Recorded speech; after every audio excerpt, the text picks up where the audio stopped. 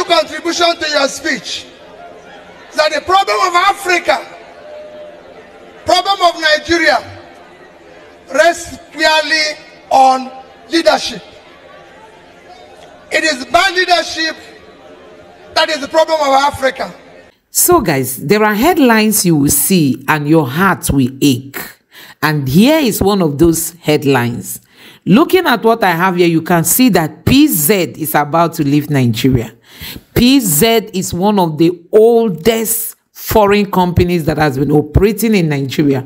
And when you look at this headline, it says that PZ has been in Nigeria for 140 years now. Nigerians, and you can imagine, under the leadership of Tinubu, this company is considering folding up in Nigeria. They said they are leaving Africa over Nigeria's sales plunge. Can you imagine? Nigeria sales, they are no longer making enough sale in Nigeria, and for that reason, they are not just leaving Nigeria alone, they are leaving other African countries. And that brings me to the next headline. Look at this headline. It says that Tanzania shuts down 5 hydro stations to reduce excess power on national grid. So Tanzania has excess power, excess electricity, and they've decided to shut down 5 of their hydro stations because the electricity is too much, and Nigeria cannot even generate the one that can give just Lagos State alone light. Nigerians, these politicians have overtaken us for granted. Anyway, it's not their fault. They knew they never had anything to offer. Listen to what Bwala Daniel said when his brain was still functioning like that of Bwala Daniel. Take a look. Does not even know half of what Buhari knows about government or national security. If you have the time, I will tell you more about what they are campaigning with as an agenda or as a rhetoric that he did well in Lagos. I will tell you, between 1999 to 2007, if you take out context, he actually performed worse than some governors in Nigeria, because the Lagos that they say he did, he improved the revenue, he only collected tax. All the infrastructure needed for a state or in fact a country to develop was on ground. Lagos used to be the Nigerian national capital. Before Nigeria was formed, Lagos was a colony. You have all the infrastructure for economic development. As what you didn't establish them.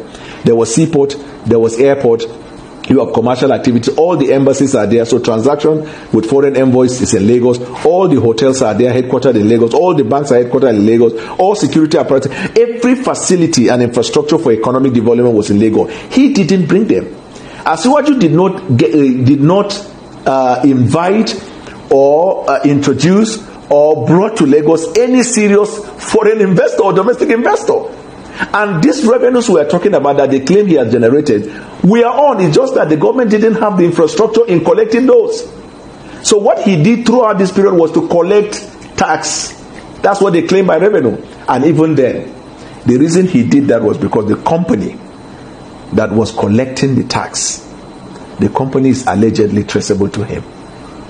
So if you pick a man on the street and you tell him, I want you to collect us in a given area, your percentage is 30%, he will be optimal. He will be highly effective. This is the summary. But let me tell you what he did in Lagos. 1, he attempted to destroy democracy. He wanted to introduce what we call monarchical democracy. A democracy that is not reflected by the will and wishes of the people, but reflected by the choice of a man, and people should run around it. He introduced the concept in politics in Nigeria that we call take the queue, follow the queue. He was the only governor in Nigeria that during the period of 7 years he has had to impeach his deputy governors 3 times and change them. He's the only politician in Nigeria that nobody wins under his tutelage unless the person is chained or... My little contribution to your speech is that the problem of Africa, problem of Nigeria, rests clearly on leadership. It is bad leadership that is the problem of Africa. It has nothing to do with colonialism. We were colonized years ago. Today, it is the African leaders that have turned Africa into a gigantic criminal enterprise. And I'll give you an example. Let me use this university. Let me use this university to give you an example of the problem we face in our country. this university, if you're employed here, you work hard for several years to be a professor. And if you're a professor in this university, your salary is 400,000 naira. And if they pay you without spending your money for 30 years, your salary will amount to 144 million, which is not up to what we used to buy a car for a legislator in Nigeria. That is the problem of Nigeria.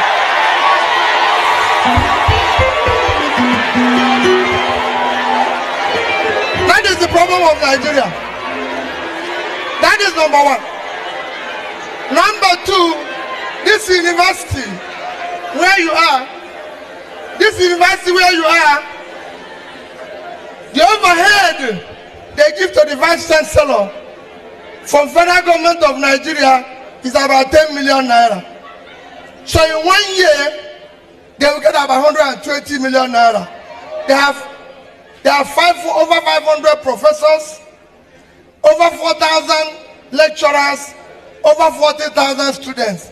They get 10 million naira, 120 million naira a year.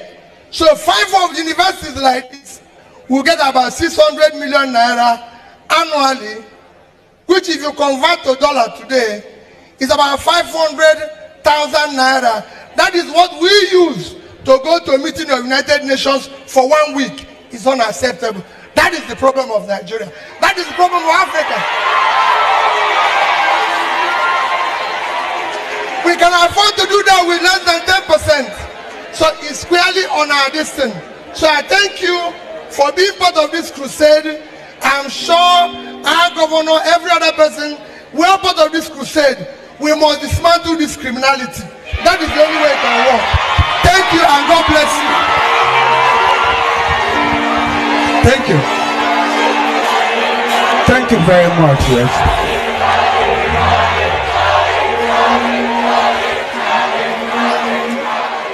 Early this month, there was natural disaster.